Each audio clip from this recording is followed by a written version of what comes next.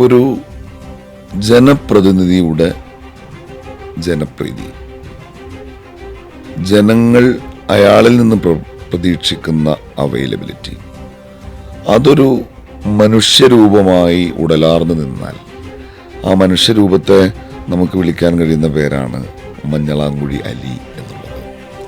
മങ്കടയുടെ മണ്ണും മനസ്സും ഇതുപോലെ തൊട്ടറിഞ്ഞ മറ്റൊരാളില്ല.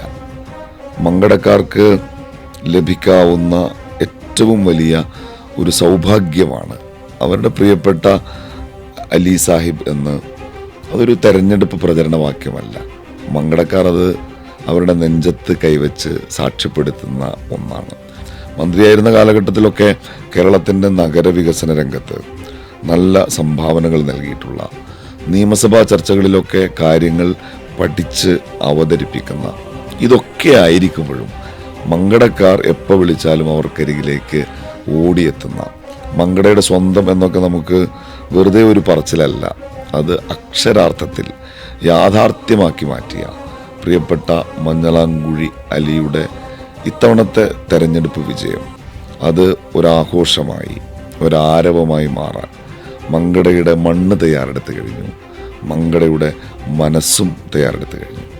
കേരളം ജയിക്കും, UDF നയിക്കും.